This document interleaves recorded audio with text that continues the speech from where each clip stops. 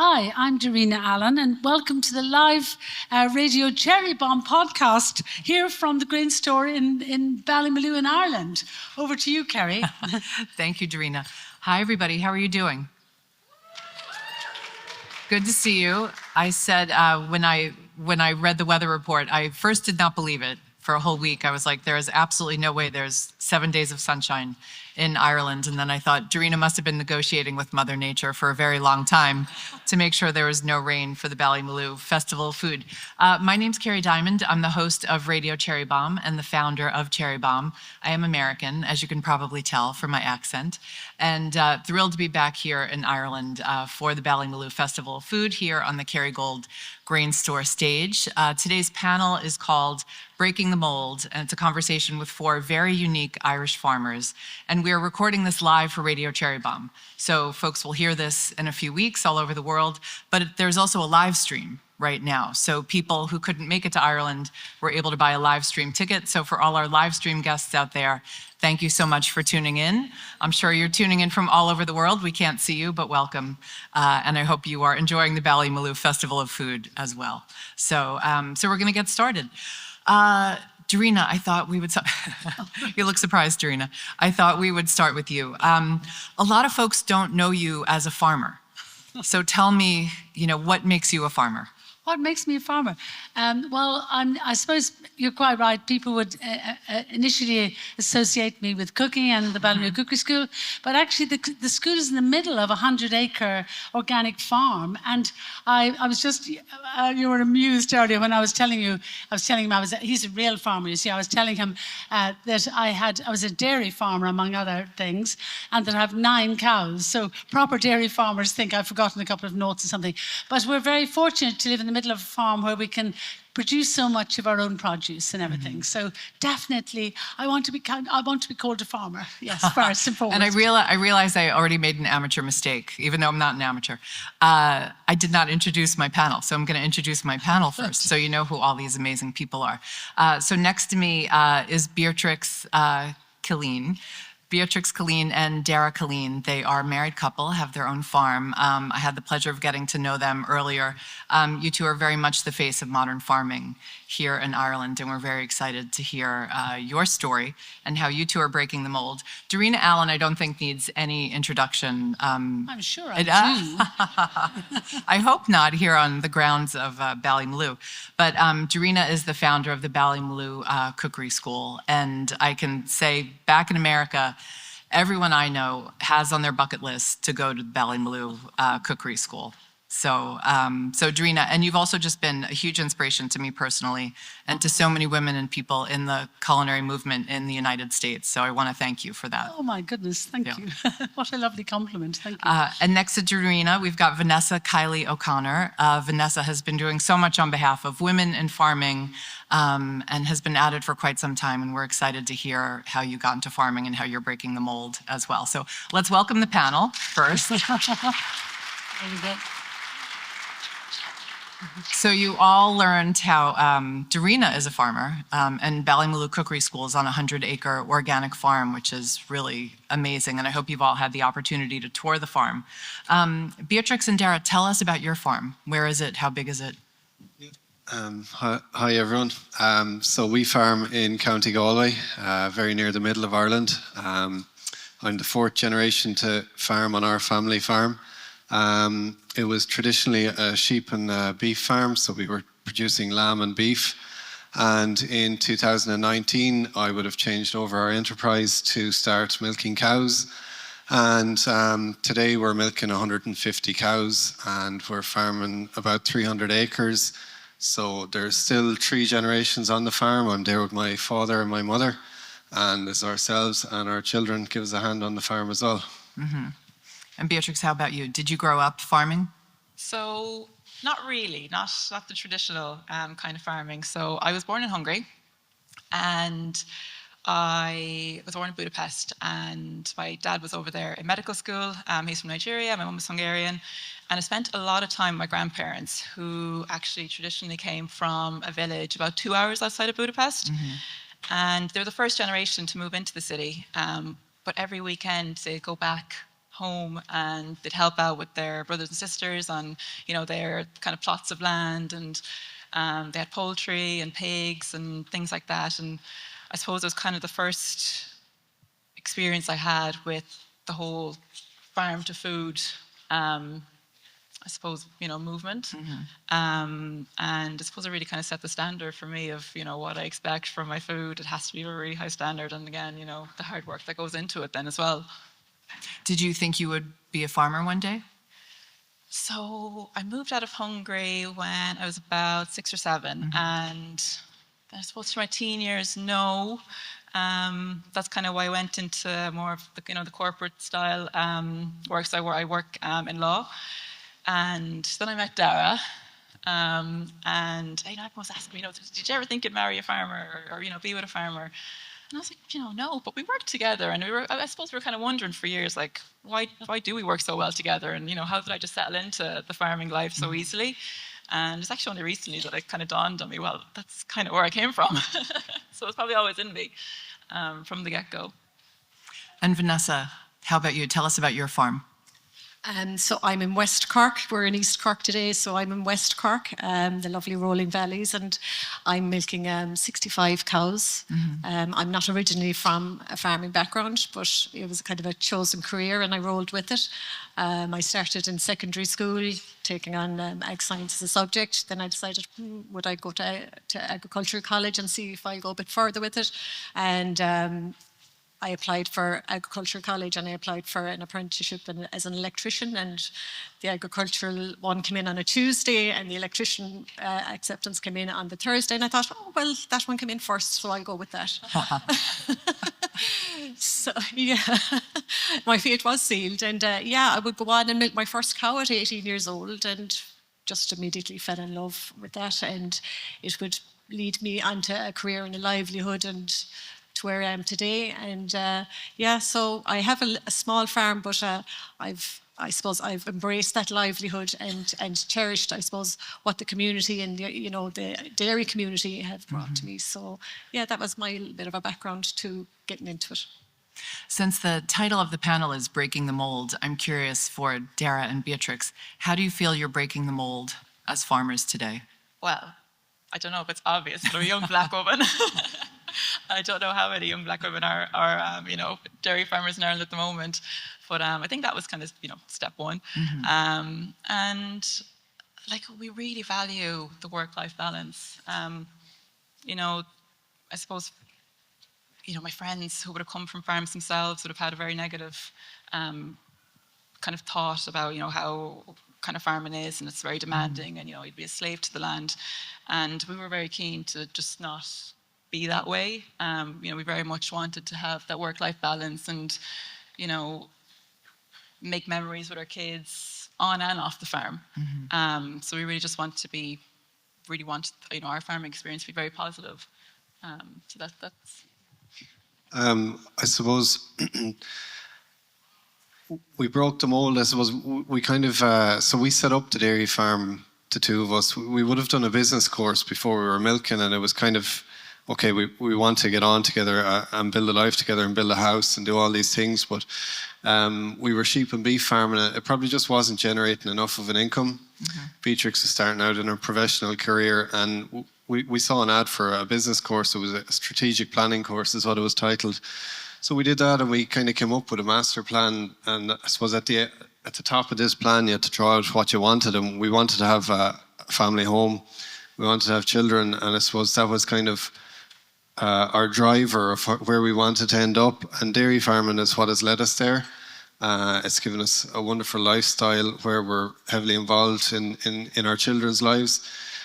Like a typical morning, I will get up early, I'll go and milk the cows, I'll come home, the kids are still there, we'll all have breakfast together. Beatrix is very lucky that she works from home in her professional role, so we can share the rearing of the children or bringing them to school. I'm in charge of my own work hours in essence, so we finish it relatively early in the evening.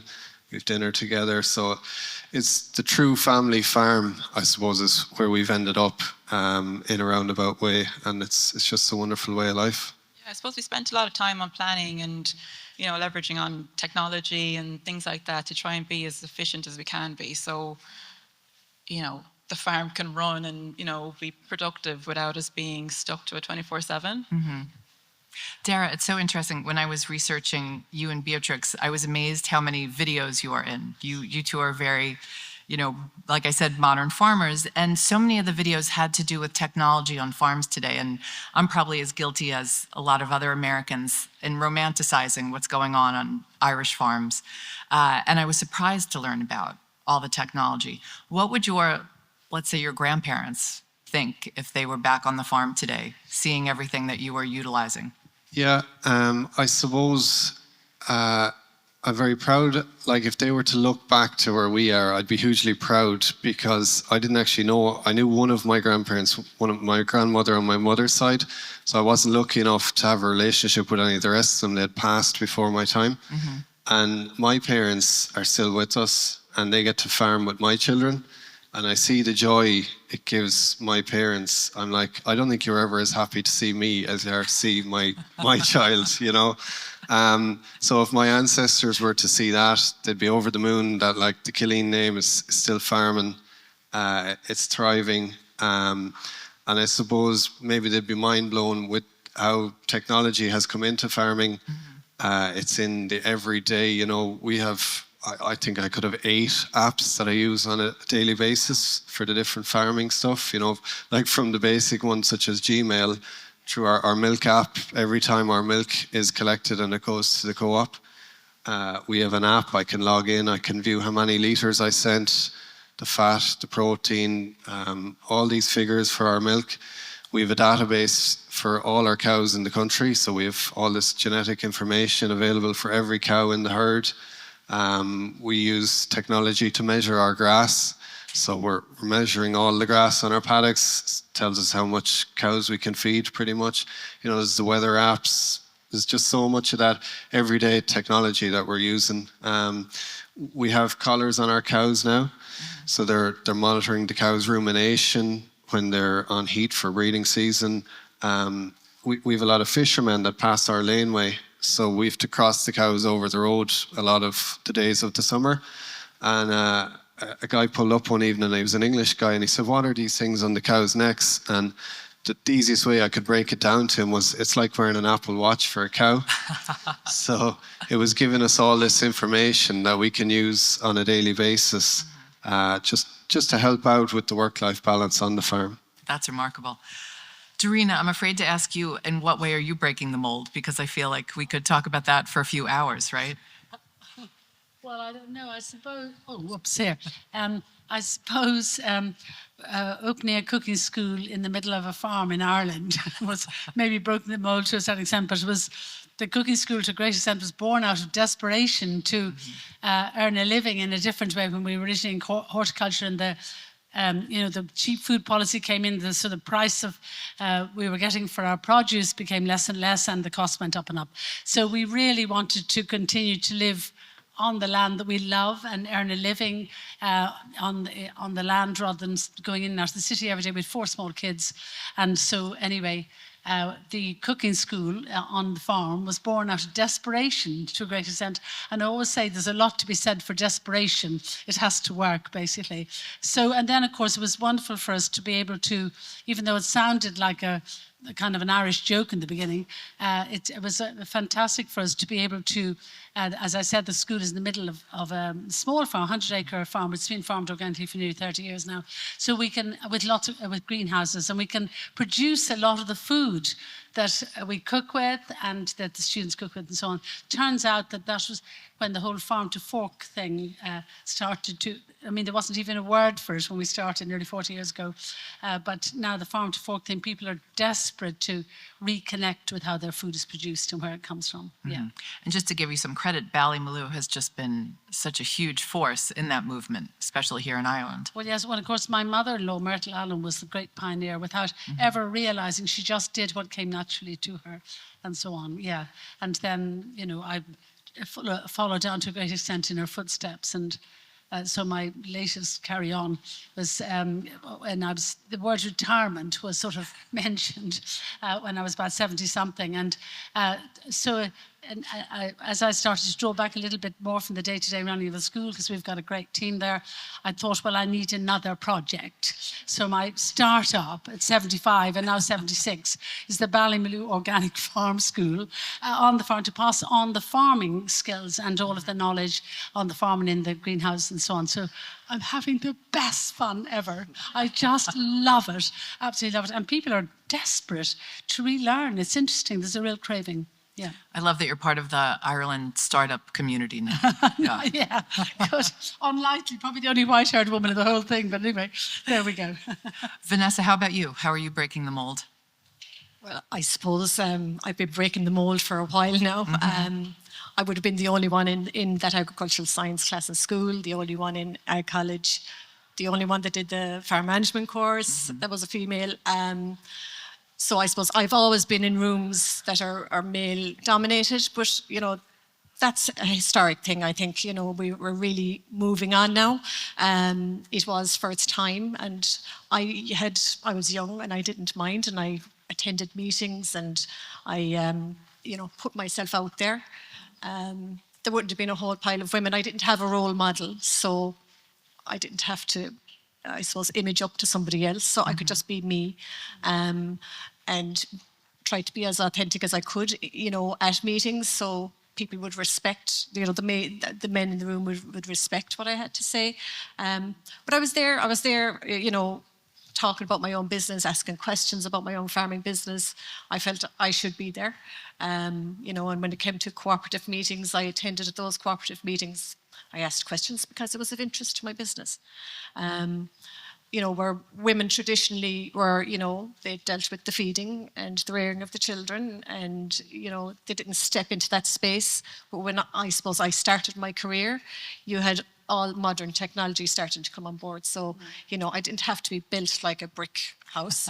I could sit on a tractor, I could do everything. And I suppose that probably came as a surprise to some people. And when you see a woman doing those things and in that role, it kind of takes away the fact that they can't do it, So it kind of cleared out a few cobwebs for some people. And, I'm pushing on now in my career, and these are the golden couple, but, just to see the amount of young women that are interested in pursuing a career now in agriculture and the opportunities that are there, there was only very few of us before, and now it's the space is wide open, and there's no reason why anybody, it's a very inclusive world we're living in, and the agriculture industry is open to everybody now. And now it's super cool to be a young farmer nowadays. I actually about it. Talk about the apps.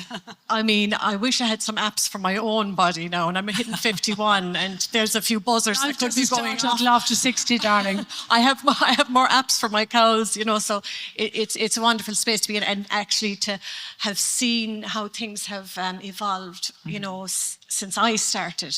It's absolutely been fantastic. So, there's many women out there that are breaking ground, and it's wonderful to see. And with the support of the husbands are modern now. Society would have expected you now just not to be inside and not to be doing stuff with the children and not to be cooking, whereas the modern farmer now are just, the young people are just wonderful, because society has allowed them to be that way. So I think agriculture is a great space to be in. All this talk of apps, it just popped in my head. Is there a Tinder for cows? Yeah. It's probably something similar to yeah. There's a breeding booklet thing that you get, and the bulls would have great names like Romeo, and what are the ones we use? Casanova. We get a catalogue. We get a catalogue of bulls. So the cows have a better selection than the humans now, I have to say. There's more known about genetics in cows than there is about humans. And they're photographed beautifully. That's so funny. You mentioned bringing more women into the fold, and I know in the U.S. it's a big challenge to bring young farmers into the farming community, to bring women into farming. It's still, dominated by mostly, older individuals who are farming, mostly men. Is it different here in Ireland? Are you able to attract younger people, attract more women to farming, and keep them in farming? Because Darina, we had talked about this. I know you know a lot of young farmers in the States, and one of the problems they have is they initially are attracting the farmers. They're just having a hard time getting them to stay farming.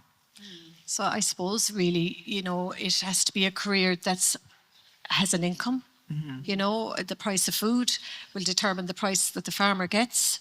And if you're trying to encourage anybody, male, female, young or old, you still have to have a viable livelihood. And that's what we're all so passionate about what we do.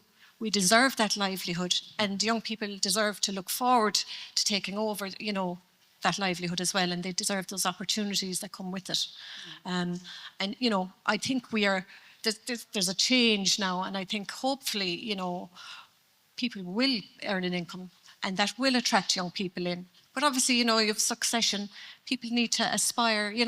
They're inspired by their parents, and the way we work and what we do and the passion that we bring to it. But passion isn't enough nowadays. Where I'm at home. My size farm is I have 65 cows, but my spouse has to work outside the farm. So, I'm a specialist in the job I do by producing Irish dairy, whereas, the income of a household and a family house sometimes does need subsidies when you're not getting that. Like the previous generation, my husband's mother and father were able to survive with a family of 6 on my farm. So that just shows how much times have changed and the challenges that are out there to encourage young people and new people into what we do. So is it almost putting the cart before the horse in a sense? It's like, let's make sure this is a viable profession for young people before we encourage them to come into it. Well, they're very educated. Mm-hmm. They can make that decision themselves. I mean, they're going to look at, well, can I make a living out of it? And that's a very simple way to put it. But really, if you can make a living out of it and you have the passion, that will encourage them. Yeah. I might just come in on that because I suppose where we came from, our farm was viable, but it wasn't enough to generate 2 incomes, And for us to come home and decide we wanted to be there, we decided to make it work. And I just think it's a good example that there's so much information and guidance out there now that if you fully commit yourself to farming, you can have a great life out of it. I mean, we get to spend more time with our children than a lot of people I know that would work in corporate environments or somewhere that has a fixed hours job, a 9 to 5, where they have to travel or commute to work. I suppose if your motivations are like a family lifestyle, spending more time with your children, being involved, it's a brilliant way of life. There's nothing in the world I would rather be than a farmer. Mm-hmm. It is. I find it hugely rewarding. I see my daughter there in the audience, and I think everything we do is for our kids. We want to make this career very appealing and attractive for them. We don't want them to grow up with the mindset that dad was gone all the time, like mum was stressed off her head in the house. I suppose we want them to think very positively about farming, and hopefully they'll take the torch from us at time. Talk to us about the resources that are available to all of you. I mean, I know we were talking at lunch. What was the movie you told us about? Yes Man. You decided that this was going to be your year of yes? Well, I suppose I was saying that if you're learning to drive a car, some people would say that you should get some driving lessons first. So not pick up any bad habits at the start. So for me, it was a little bit like that with dairy farming. I wasn't from a dairy farm. None of my relations had dairy farms. So I actually knew very little about it. But it was a great thing because I had to build a skill set and build my knowledge from scratch. And I was very lucky that the co-op that I supply my milk to, Evo, they gave me a place on a monitor farm program. So basically I had 3 years of a technical expert coming out to my farm every month. And it was he gave me a blueprint for a successful model on how to farm. And I've just followed that since. And none of it is rocket science, but it's about doing the right thing 90% of the times. So it's just a great example that anyone can do it if they put their mind to it. The resources are there. And I suppose one of the things you might hear at times from people in farming is that it's hard to get help. But a lot of the time that comes back to the farmer's attitude also. So like I didn't know how to milk a cow, and now I can milk a cow very well, you know. So it's something you can learn, and I'll give anyone a chance if their attitude is right. And like we don't have permanent full-time help on our farm, but like there's 3 or 4 part-timers that come in, and like I love having them in. I don't like working by myself, you know. I like a bit of company or just a chat. And I was laughing on the way down because like if we have a big job on, I'll get 2 or 3 people in to give me a hand. And like I go down and I'm motivated. It's like we're going to get all this work done, and 5 o'clock we're gone out the door. Whereas my dad, he's 82. His foot is off the gas. He comes down and he's like, I want to get as much gossip out of these people as I can. That's so funny. Darina, I'm going to ask Vanessa a question, and then we're going to come back to you. But Vanessa, in terms of resources, how do you feel about that? Is there a lot available to you today? Well, there is. And, you know, I'm delighted to say that there's even more resources starting to come on stream for female farmers. There's a huge drive to create more inclusivity, because agriculture is coming from that historic male side thing. So there's a lot of work being done in the space. There's a lot of research now have to be done on who are the women that are out there. A lot of women come from smaller scale sized farms. And before they would fall outside resources in terms of grants that are available from the government to help develop your business. So they increased the age, and they give them a higher percentage of a grant to come in and to help resource them set up their farms. And I suppose, you know, to kind of make it a more, I suppose, viable business, because women in general inherit later in life. So by giving someone like Dara would have had the Young Farmers grant, but that was for people under 35. So now they've opened that up, but only through people making noise, you know, and people putting themselves out there and voicing like this needs to be addressed. And we're so lucky to be, I suppose, aligned with Europe. So European policies coming down saying, you know, we all need to look at how our gender is balanced within all businesses. You know, no matter what business you're in. And, you know, they put it out there for every member state needs to look internally. And in fairness to the Department of Agriculture, anytime they are putting nominations in for any boards that they're setting up, they require that there be a male name and a female name. So, you know, we're a bit away from it, and women have to come out and put themselves forward for the jobs. But the fact that there's that initiative is there, and the will, you know, is there to include people. So, and to have these resources available, and women to realise, I have a space here. I thought I had a small farm and I thought I was too old to set up, but actually now, you know, I can go for it. I can do this. This can be my new career. And you have women who have jumped careers, especially, I suppose, COVID.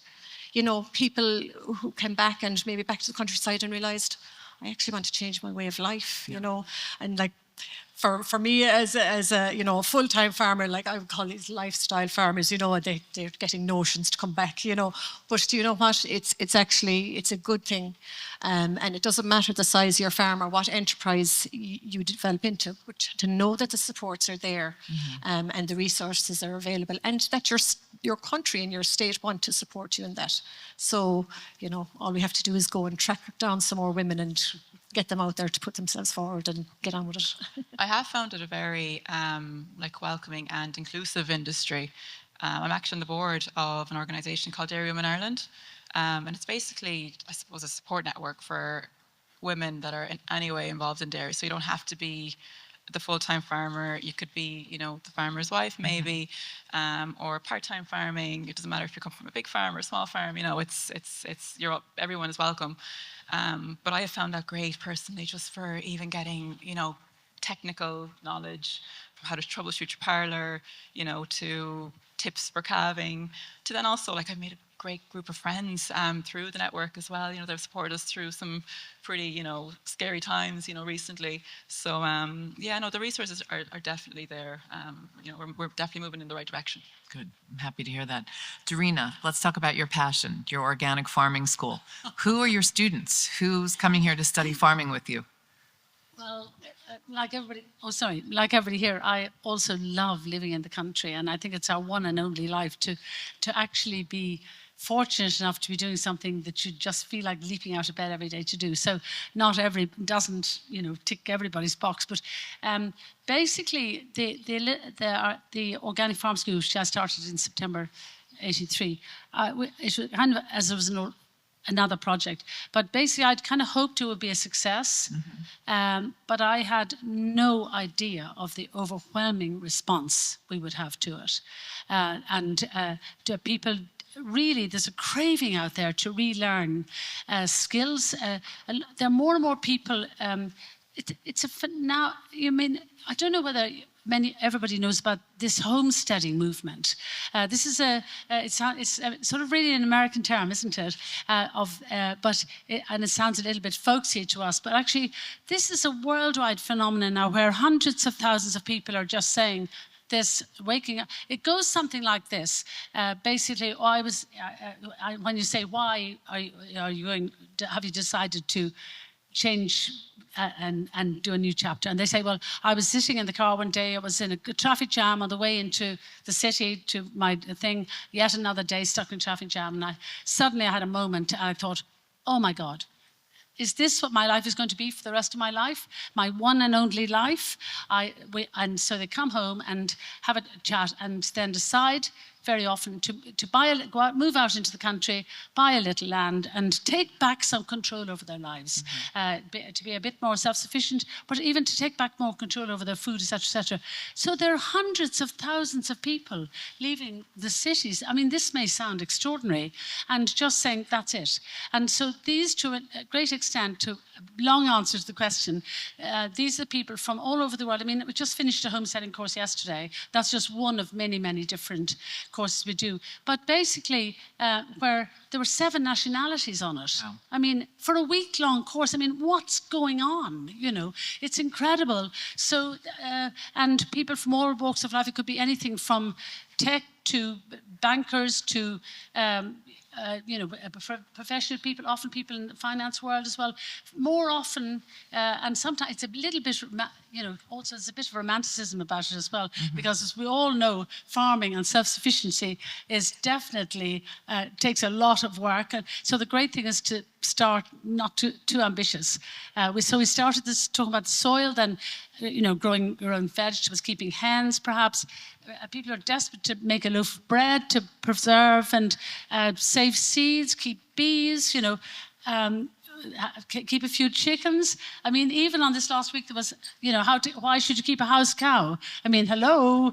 And, incredible. And how to, so all of that. So, and the light in people's eyes and looking forward to the next day and so on. It's really very interesting. And so, and I just love passing on the farm and gardens. There's so much. When I say I, basically, and we, I know a little bit about the growing and all of that, but we bring in many wonderful speakers and how to keep bees, all of that kind of thing. So.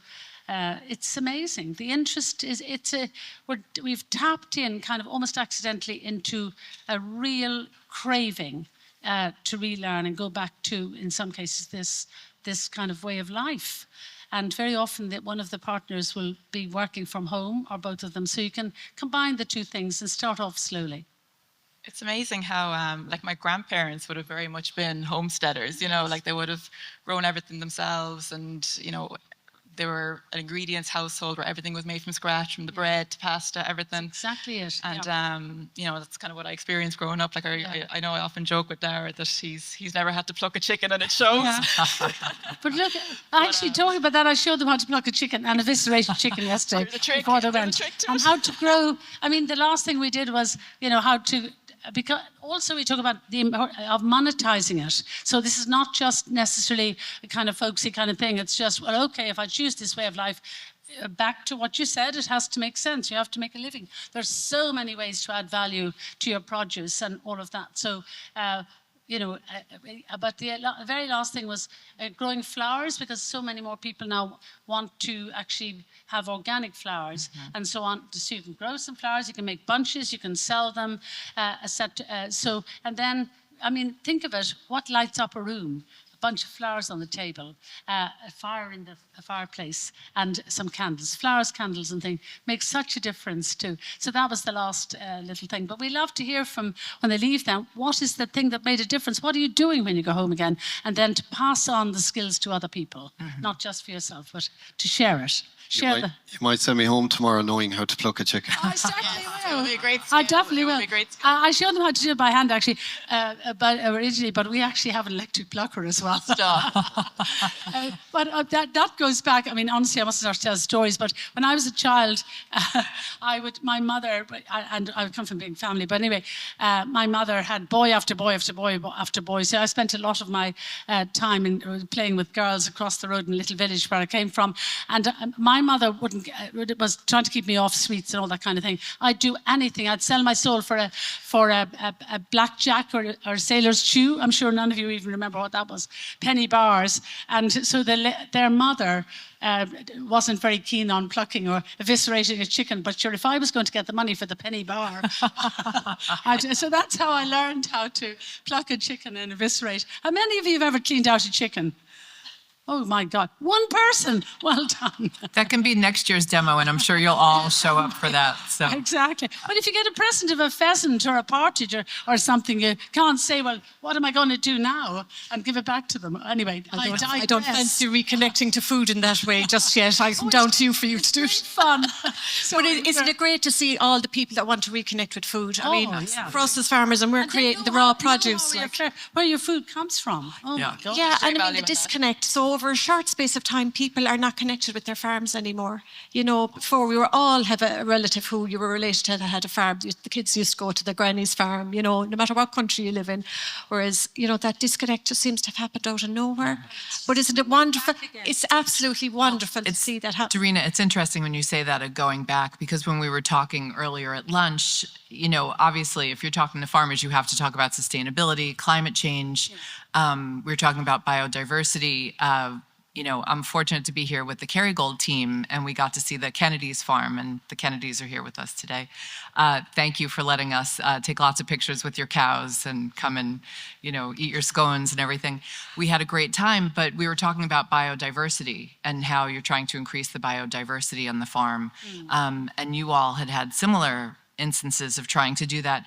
But it was so interesting because it sounded like there's so much going back to how it used to be. And for all the technological change, it's maybe what existed for so long is the right way to go. Yeah, I'm a great, I mean, there's room for everybody, all size farms and all the rest of it, but I'm a great believer in mixed farms. And this used to be the small family farms, which are 80% of the farms in Ireland to a great extent. But somehow or other, it seems to be looked on as kind of old-fashioned. But how, I mean, to have different crops at different times of the year, different money coming in at different times of the year, and to have a few hens and chickens and a vegetable garden and so on, I think it's wonderful. And in an ideal world, I really believe to a great extent that local food, you know, is the future in many ways. I mean, we've seen extraordinary things happen in the last couple of years, all kinds of crises we'd never have thought of. And, you know, I remember a couple of years ago, we had a very bad snowstorm. We don't get snow very much down at this end of the country, but the schools and everything were closed for over a week. We had 66 students in the cooking school, and basically every school in the country was closed because, you know, couldn't get to them. Because we're in the middle of a mixed farm, we grow a wide variety of vegetables, and we have hens and cows, and I know it's only 9 cows, but nonetheless, and you know, the bread shed and everything. We were able to keep 66 students plus a whole lot of staff fed for a week when the rest of the country was shut down, and people were in supermarkets pulling sliced pans off each other, you know, because some of the shelves were empty. Now, what do we, you know, look at that now, because that can be actually, that could happen very easily again. Look at how you see, we've allowed ourselves to become so de-skilled, and when you're de-skilled, you're totally dependent on other people. There are people pulling sliced pan, you know, literally tugging sliced pans. I thought that only happened in New York, Darina. There was flour and buttermilk 2 shelves away, and most people had no idea how to make a little loaf of soda bread, the bread of our country. And so in many ways, that's one of the reasons why I I spend a lot of my time teaching people how to make bread, to make soda bread, and say it only takes a few minutes. You wouldn't be back from the shop with your car keys by the time it's out of the oven. But this is dangerous. We've seen all sorts of funny things happening. Our children will definitely see food security issues. There's no question about it. So that's why I feel so strongly about upskilling people in all different areas of life. And with local, I'm terrible for not finishing my sentences, but anyway, I started by saying about local food, to me, could be the solution to so many things. Imagine a village like Shanagary, maybe I'm a romantic, a village like Shanagary where maybe you all meet in the village hall, the community hall, you decide, right, I have the cows and I'll be producing the milk and everything for the area, and somebody else is chicken, somebody else is butcher, another baker, all the other things you might need to feed the community. And so first and foremost, the emphasis is on feeding your family and your community, a farmer's market and all of that in the middle of it. And then the rest of it is sold out to the greater country, or indeed, for that matter, exported. But as a model to survive, if we have more, or as they talk about, having one shock on top of another coming down, wouldn't be a bad idea. Maybe I'm too much of a romantic, but that used to be the way that every small community and village and town had. They had the blacksmith, they had the butcher, the baker, the candlestick maker. Maybe it's just because I'm white-haired and romantic, but I don't know. Yeah. I'd rather have some of those things open to me than be looking at empty shelves, the supermarket, which I don't think we really believe we're going to see, but boy, we will. Yeah. No, I think more and more people think about that. Yeah. Absolutely. It's something to think about. I suppose you were asking about the sustainability side of things. Sure, you can't look at anything now and there has a sustainability this and a sustainability that, but what does that mean to me as a dairy farmer? Like I class myself as I specialise in producing dairy. I'm obsessed about grass, and I'm obsessed about producing the best quality milk that I can from that grass. That in itself is sustainable. I have to understand the soil. I have to understand how that grass grows. I have to understand the needs of my cow and how sustainable it is for her. If I have too many cows for to feed off that grass, that isn't sustainable. So, there's, you look at biodiversity, then I suppose farmers are asked nearly now to explain everything that they're doing, and it's something we weren't used to doing. And it's great to be able to come here today and you're asking a farmer, what are they doing in that space? And there was stuff I was doing, I wasn't even recognising that actually is sustainable farming. You know what I mean? I have a new appreciation for the hedgerows. I travelled over to Europe and, it's a very, parts of Europe is very hot and you have to understand why their systems, they have to keep animals indoors. But, when I came back and looked how our own animals, our own cows graze, a completely different system, a completely different level of sustainability. Really proud of, in fairness, we went to visit a lovely farm in Germany and the farm was right next to a road. The shed was right next to the road. And I thought, the cars whizzing by. I said, if the cows got out of that shed, where would they end up? France. There was no hedgerows like there is in Ireland, no fences, kind of very large scale stuff. But Ireland, I suppose, the country itself is an agricultural nation. That's our indigenous industry. It's kind of what we're all rooted. It's our core, it's our drive, it's our passion, I think, And I was telling you, I am taking part in this moth survey. It's a national thing. They didn't know how many moths were in the country and they've decided to look into the biodiversity of all creatures. So this is one of the things, and of course, me being me, if you're asked to do something, I usually say yes. And my husband said, if somebody asks you to do any more stuff, don't say it. But anyway, back to the moths. There's apparently 1,500 species of moths in Ireland. And what I'm after learning about on my own farm now is that the types of moths and what they're actually feeding on. So like at the moment you see all the white hedgerows as you're driving around. Like there's certain moths that are only here for a certain amount of time and that's what they feed on. And it's a revelation to me. I've been living and working on the farm and there's a whole element of biodiversity that I knew nothing about and that I have a whole new appreciation for. And I think we're very lucky to have a very inclusive kind of an agricultural state body who reaches out to farmers and I suppose educates And that's what's probably most important, that everybody is educated at the same time, because we're all asked to do all these extra sustainability measures. And that's fair enough, because, you know, we're producing food and we need to be responsible for the environment we're in. So I'm learning more every day, you know, planting more trees on my farm, you know, all the things that I wouldn't have thought of that I should be doing, because I was just busy doing what I was doing, you know. So a whole new appreciation, and really proud of the country we live in and our grass-fed system, really. Are they playing us off? I think we have one more minute. So, I Dara, just come in briefly on that. I suppose the model we operate in Ireland is grass-based dairy farming.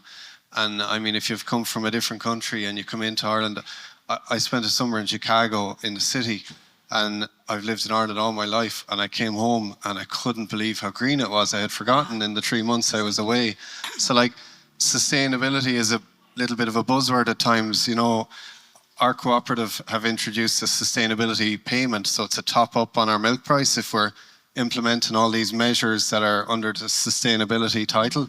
But when I read through them, we were doing everything anyway, you know. So like, we were farming in this sustainable manner unknowns to ourselves. Like the grass-based dairy, and we have our cows at grass. The target is 300 days in the year.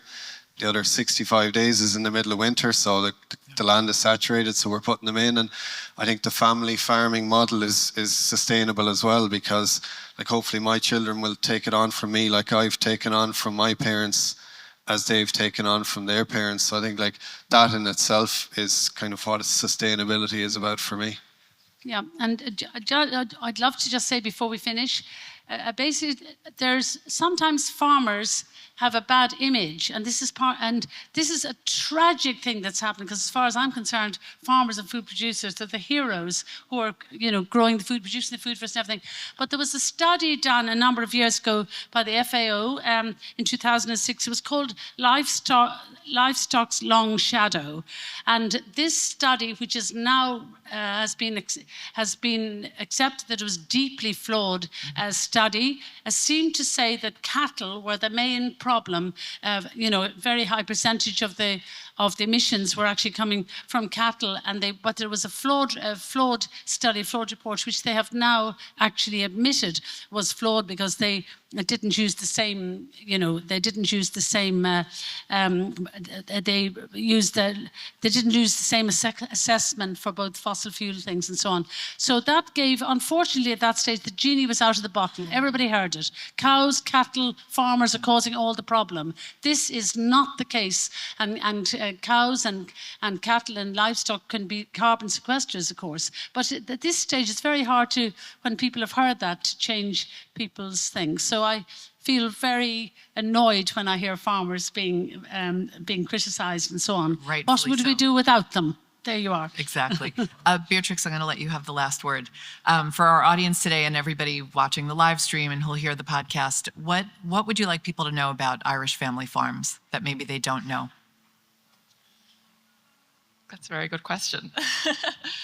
I suppose, look, it's a great lifestyle, and we really are doing our best. And it's not just, you know, for the consumers out there, but also for ourselves. Like, you know, we are putting out the product, a product of the highest standards, you know, something that, you know, we would feed to our own children.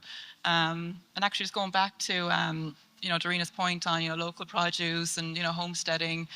Like, I read a study by Teagasc there recently about, you know, the high nutritional value of Irish milk, you know, that comes from grass-fed cows. And, you know, like, it blew my mind. You know, like an increased amount of omega-3 and, you know, increased unsaturated fats and things like that. And it was, you know, like, you'd be so proud, you know, to be a part of that. So, yeah. Great. Well, I think something that was so heartening was meeting your young daughter, Isabella, and asking Isabella what she thought about farming and how to spread the word to younger folks. And her answer was to introduce them to the animals on the farm. And I thought that was because they're so cute. And I just thought that was such a sweet, positive answer. And I look forward to, you know, hearing more from Isabella and seeing her get more and more involved in your farm. Yeah. Darina? And actually, that's what Isabella's lovely comments that time. But it just struck me that in a way, to a great extent, farmers, until they suddenly, there was this long shadow report, they were suddenly found themselves being, you know, criticised and so on. But in a way, if there's so many farmers there have doing such wonderful work, if they could open their farms to the public more and more, to invite in children and local schools and local people to wander around the farm and just see what's happening and see the incredible amount of work that goes into producing good food and so on. I think it would help with the image. And also for people to know that farming is so cool. Yay! How about that? That is a perfect place to We have end. a great lifestyle So the message is... and so many opportunities. Go hug your local farmer, support your local farmer, and if you can go visit the farms, even better. Everyone, thank you so much for joining us today. I've loved getting to know you, and everyone, thank you for joining us. Thank you.